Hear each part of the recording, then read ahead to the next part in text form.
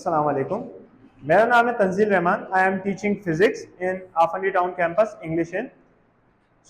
आज का हमारा टॉपिक है एसी जनरेटर। ठीक है, इससे पहले हमने डिफरेंट टॉपिक इलेक्ट्रोमैग्नेटिक इंडक्शन के अंदर हम पढ़ चुके हैं, जिसमें हमने म्यूचुअल इंडक्शन देखा था, फैराडे लॉ क्या होता है ये हमने देखा था, हमने ट्रांसफॉर्मर के बारे में समझा कि ट्रांसफॉर्मर काम किस बेस प्रिंसिपल पे करता है। ठीक है, उसी को फर्दर कंटिन्यू करते हुए एक टॉपिक है एसी जनरेटर का। ठीक है, अच्छा, जिस तरीके से हमने म्यूचुअल इंडक्शन में देखा था कि एक कॉइल से हम दूसरी कॉइल के अंदर ईएमएफ को इंड्यूस कर रहे थे। ठीक है, फिर हमने ये देखा कि हमारे पास जो टन टॉर्क है, किसी भी कॉइल में टॉर्क किस तरीके से प्रोड्यूस हो सकता है। ठीक है, फिर हमने ये देखा कि ट्रांसफॉर्मर किस तरीके से काम करता है, जो कि म्यूचुअल इंडक्शन के प्रिंसिपल पे काम करता है। आज का हमारा टॉपिक है एसी जनरेटर का। हम देखते हैं कि एसी जनरेटर होता क्या है, काम किस तरीके से करता है और कहां कहां इसका यूज होता है। तो एंड में हम छोटी सी एक वीडियो भी देखेंगे, जिससे हमें इसकी और वर्किंग जो है वो क्लियरली समझ में आ जाएगी। चलें स्टार्ट करते हैं आज एसी जनरेटर को। हमारा टॉपिक एसी जनरेटर। चलें, what is an AC generator? AC generator होता क्या है, देखिए, N AC generator is a machine that converts mechanical energy into electrical energy. अब आपने कई किस्म की एनर्जी के बारे में पढ़ा हुआ होगा, उसमें से हमारे पास मैकेनिकल एनर्जी भी होती है, इलेक्ट्रिकल एनर्जी भी होती है, जो कि हमें इलेक्ट्रिसिटी की फॉर्म में मिलती है। Mechanical energy means if a body is moving it has mechanical energy.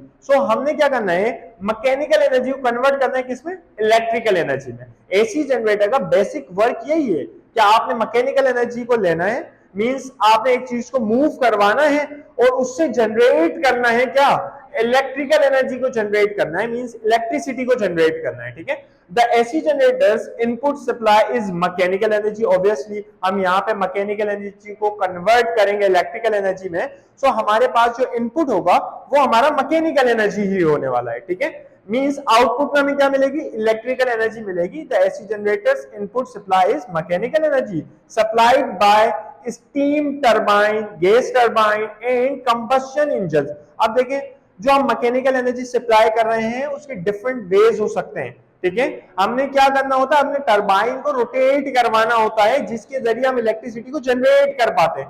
Turbine से एसोसिएट होती है क्वाइल। जब टरबाइन रोटेट करता है तो क्वाइल रोटेट करती है, मींस मैकेनिकल एनर्जी मिलती है।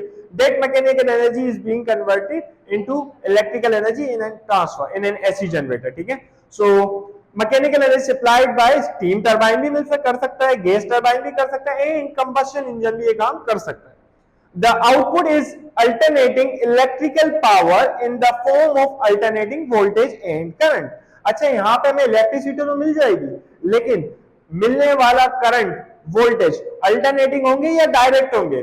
क्योंकि हम पढ़ रहे हैं एसी जनरेटर, तो AC generator means alternating current generator. तो यहाँ पे जो आपको करंट एंड वोल्टेज मिलेगा वो भी अल्टरनेटिंग होगा। अल्टरनेटिंग के बारे में हमने ये पढ़ा था कि अल्टरनेटिंग करंट और वोल्टेज वो होते हैं जो कि अपनी डायरेक्शन को क्या करते हैं, चेंज करते हैं, चेंज करते रहते हैं अपनी डायरेक्शन को 1/50 सेकेंड्स में। ठीक है, तो ये था हमारा सिंपल कि एसी जनरेटर का मतलब क्या है और कौन सी ऐसी चीजें जो कि मैकेनिकल एनर्जी को कन्वर्ट करने में हेल्प करती है इलेक्ट्रिकल एनर्जी में। ठीक है, और जो इससे हमें मिलता है आउटपुट वो क्या होगा, हमारा alternating current and alternating voltage होंगे। क्लियर?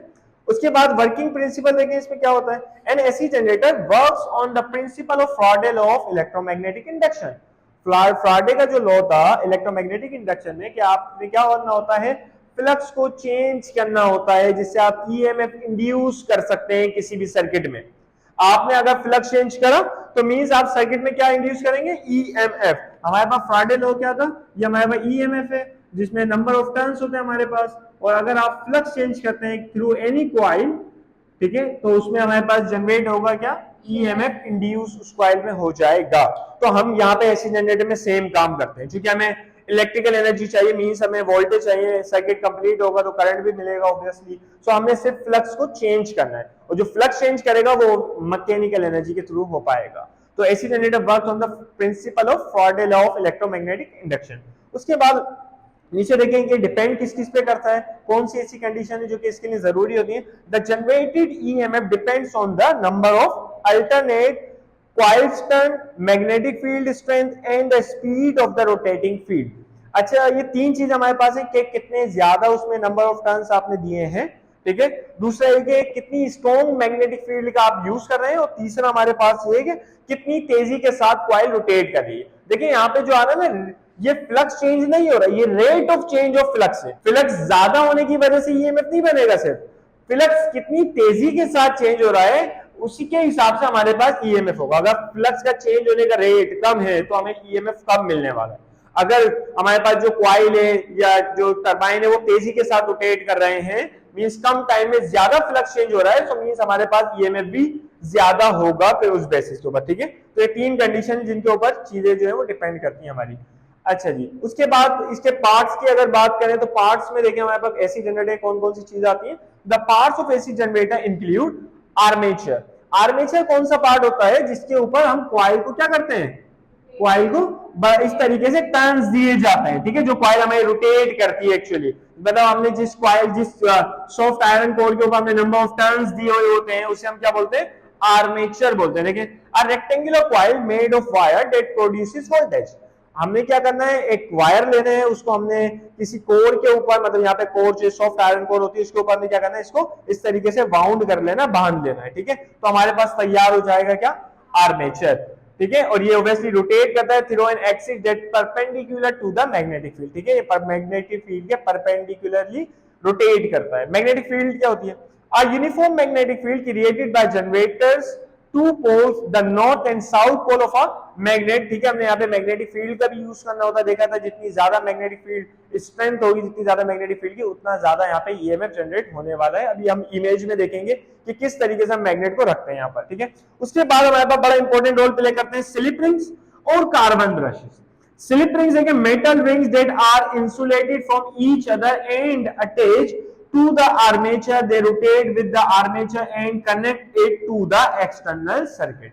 देखिए किस तरीके से ये हमारे पास क्या होता है, दो जो वायर के एंड्स होते हैं, आर्मेचर के दो एंड्स होंगे वायर के, एक एंड को हम एक स्लिप रिंग में कनेक्ट करते हैं और दूसरे एंड को दूसरे स्लिप रिंग में कनेक्ट करते हैं। अच्छा, ये वायर कभी भी आपस में टच नहीं करते, जिसकी वजह से हमारा वायर उलझने से बच जाता है। सेकंड में जब कॉइल रोटेट करेंगे ना तो उसमें हमारा जो सिस्टम है वो खराब नहीं होता, ठीक है।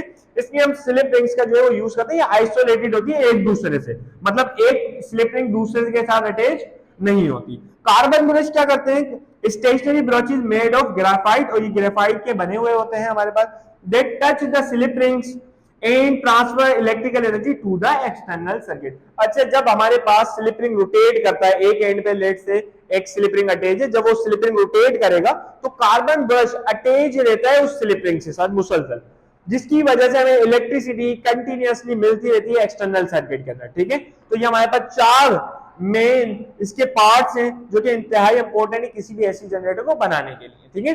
तो नेक्स्ट पे आते हैं इसके बाद हम, अब हमारी इसकी वर्किंग अगर हम देखें तो वर्किंग में हमारे पास देखिए क्या है, when the armature rotate between the poles of the magnet upon an axis perpendicular magnetic field. देखिए हमारे पास नॉर्थ पोल है, ये हमारे पास साउथ पोल है, ये कॉइल आपको रोटेट करती हुई दिख रही है। हमने एक रेक्टेंगुलर कॉइल जो कि आर्मेचर कहलाता है, इसकी 4 पॉइंट हमने यहाँ पे कंसीडर किए, A B C and D.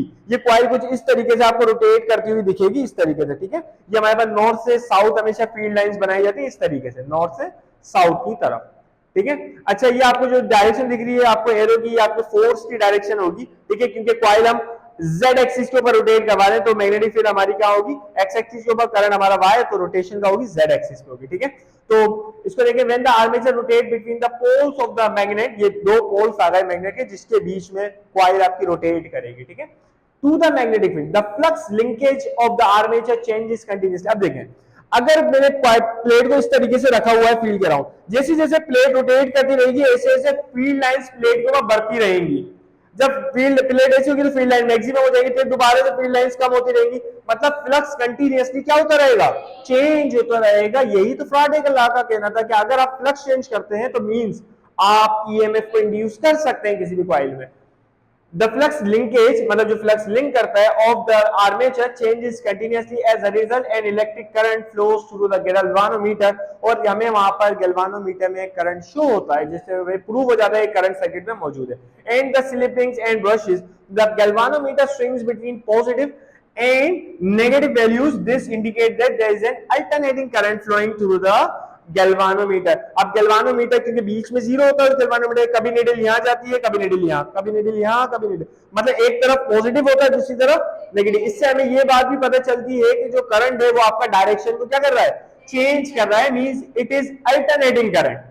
ठीक है, तो उसके लास्ट में देखिए, the direction of induced current can be identified using Fleming's right hand rule. अगर आप फ्लेमिंग का राइट हैंड रूल का यूज करेंगे तो आप डायरेक्शन ऑफ करंट भी बता सकते हैं। ठीक है, ये थंब हमारा फोर्स की डायरेक्शन बताता है, ये आपकी जो मिडिल फिंगर, ये आपकी फोर फिंगर होती है, ये आपकी करंट उसकी करंट की डायरेक्शन बताएगी, और ये आपके पास जो है वो मैग्नेटिक फील्ड का ले लें ये वाली फोर फिंगर को, ये वाली जो आपकी करंट की डायरेक्शन बताएगी। ठीक है, तो ये फोर फिंगर आपने तीनों आप यूज करते हो, अपने राइट हैंड को यूज करते हो, आप डायरेक्शन बता सकते हैं करंट की, करंट किस डायरेक्शन में फ्लो कर रहा होगा। ठीक है, मींस अगर आप थंब को फोर्स की डायरेक्शन में रखें, ठीक है, लेट से फोर्स हमारी बाहर की तरफ है, और आप अपनी फोर फिंगर को मैग्नेटिक फील्ड की डायरेक्शन में रखें, तो करंट देखिए यहाँ पे क्या होगा, अपवर्ड होगा, ये ऊपर की तरफ होगा। ठीक है, करंट इस तरीके से। और अगर आप दूसरी साइड पे देखें तो कॉइल अंदर की तरफ जाएगी, मींस थंब आपका अंदर की तरफ होगा, four finger is for magnetic field, और डाउनवर्ड डायरेक्शन देखिए किसकी शो हो रही है, करंट की शो हो रही है, तो यहाँ पे करंट क्या होगा, नीचे की तरफ होगा। इसी तरीके से सेम केस अगले वाले के लिए होगा। तो इस तरीके से हमें कंटिन्यूअसली करंट यहाँ पे सर्किट में मिलता रहेगा। और स्लिप रिंग सी है जो कि हमें कंटिन्यूअसली अल्टरनेटिंग करंट देते रहते हैं। अगर स्लिप रिंग सही होंगे तो हमें alter current continuously alternating current नहीं मिलने वाला है यहाँ पे। ठीक है, स्लिप रिंग से हमारा रोल प्ले करते हैं कंटिन्यूअस अल्टरनेटिंग करके। देखिए आप आर्मेचर में करंट की डायरेक्शन चेंज नहीं होती, बट यहाँ पे अगर आप देखें तो पहले ये ए बी वाला पार्ट कनेक्ट है इससे ऊपर वाले, और सी डी वाला नीचे वाले से कनेक्ट है। जब कॉइल हाफ रोटेट कर जाएगी तो देखिए ए बी वाला पार्ट किससे कनेक्ट हो जाएगा, आपका ऊपर वाले से ही कनेक्ट है, और ये वाला सी डी वाला किससे कनेक्ट है, आपका नीचे वाले से कनेक्ट है। लेकिन यहाँ पे ये अगर पॉजिटिव मिल रहा था आपको, ठीक है, ये पॉजिटिव मिल रहा है, ये नेगेटिव, तो नेक्स्ट वाले में हमें ये वाला क्या मिलेगा, पॉजिटिव मिलेगा ऊपर वाला, नीचे वाला नेगेटिव मिलेगा, मतलब कंटिन्यूअसली डायरेक्शन क्या होती रहेगी, चेंज होती रहेगी। ठीक है, चलिए अच्छा, इसमें हम एक छोटी सी क्लिप देखते हैं जिससे हमें और ज्यादा क्लियर हो जाएगा।